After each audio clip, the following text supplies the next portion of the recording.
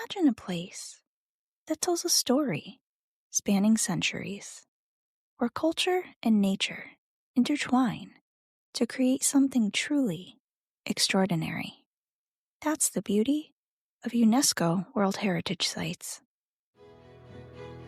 I'm Abigail, and this is Global Treasures, the podcast that covers the history, travel tips, and legends surrounding one of the 1,248 World Heritage Sites each episode.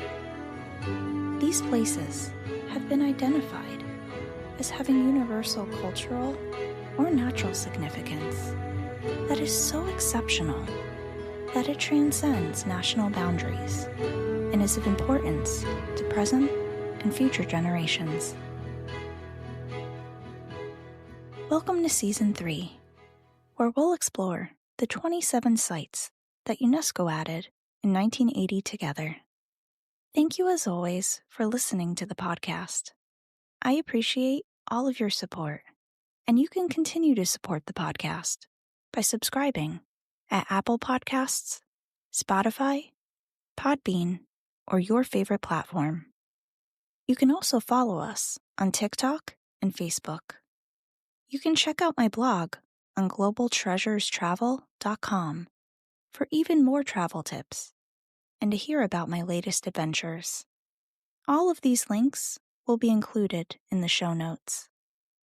The Buddhist ruins at Takht-i-Bahi and the neighboring city remains at Zarai-Bolal are located in Mardin, Pakistan. The name Takht-i-Bahi means throne of the water spring, though its exact origin remains uncertain. According to local belief, the name Takht-i-Bahi comes either from two wells located on the hill or from springs that once flowed nearby. This archaeological site was once an important ancient Buddhist monastery and is considered one of the most significant relics of Buddhism in what was once Gandhara, a civilization that spanned across northwestern Pakistan and eastern Afghanistan. Takht-i-Bahi dates back to the Indo-Parthian kingdom, which existed from 19 CE to 226 CE. The monastery itself was founded in the 1st century CE and remained in use until the 7th century CE. Despite the passage of time, the site is exceptionally well preserved, offering visitors a bird's eye view into the Buddhist monastic life of the past. Today, around 85,000 people live in the surrounding area, though none reside within the ruins themselves. The site is divided into 4 distinct areas. At its heart lies the stupa court, a central courtyard surrounded by a cluster of stupas. Stupas are domed structures that hold sacred relics, such as statues, and serve as a place of pilgrimage and meditation. The other 3 areas include monastic chambers, a temple complex featuring additional stupas that were constructed at a later date, and a tantric monastic complex, which may also have been used for meditation practices. Carved from local stone, the Buddhist ruins of Takht-i-Bahi stand as a testament to the region's rich history. Although it endured for centuries, the site appears to have suffered damage in the mid-5th century, when the area was subjugated by the Huns, led by none other than Attila the Hun. Fast forward, when the ruins first re-emerged in modern history through a French officer's written reference in the 1830s, and official excavations began in the 1860s. Today, many recovered artifacts, including incredibly well-preserved Buddha statues, can be viewed in various collections at museums such as the British Museum.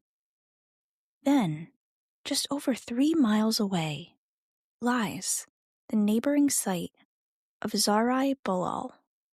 Its elevated position on a high hill allowed it to escape the same fate as Takht-i-Bahi, remaining in pristine physical condition and earning its own status as a picture-worthy site. This fortified city is surrounded by an area known for cultivating sugarcane, wheat, and corn. While both sites have faced some negative impact in terms of preservation from both a lack of security and local pollution, their endurance remains a compelling reason to visit.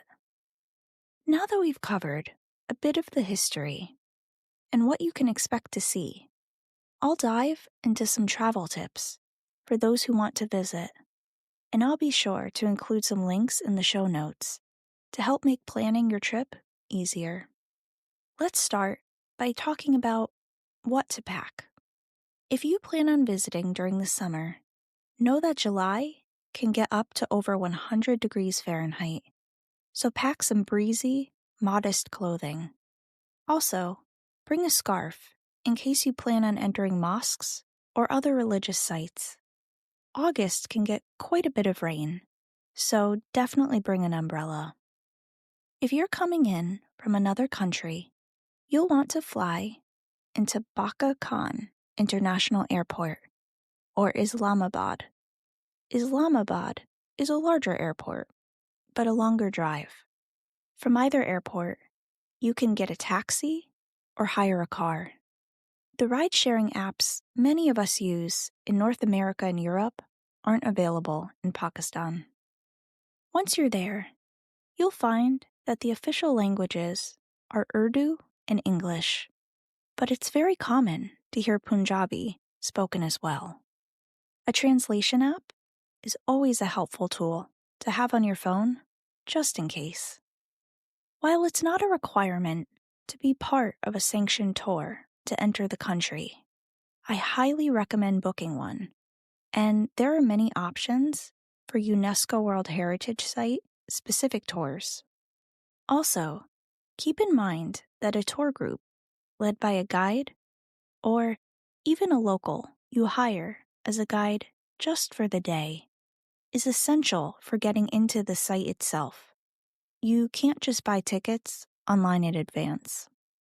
Plus, a tour company often can help handle all of the coordination of logistics for you, from helping you secure your visa to sharing important tips on which vaccines you may need based on your country of origin. All of that being said, you can buy tickets the same day on site if you do decide to navigate it independently.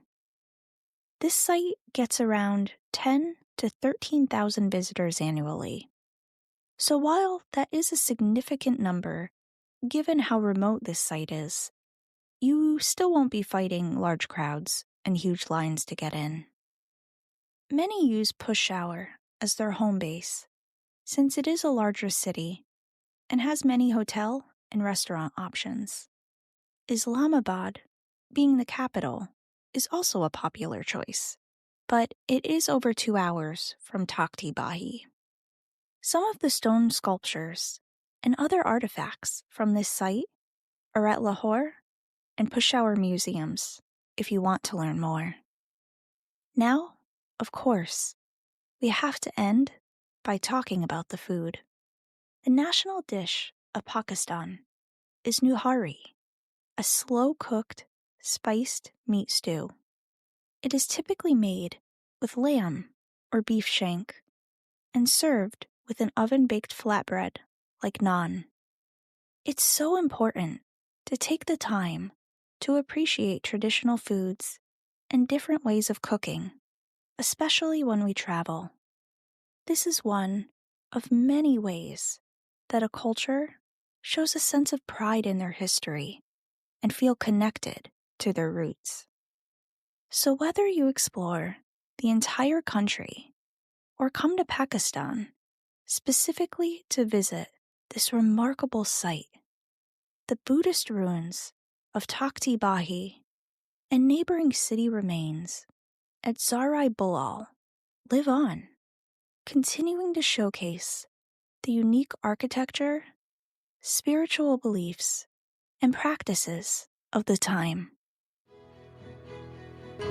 Join me for our next episode, where we will dive into yet another one-of-a-kind UNESCO World Heritage Site.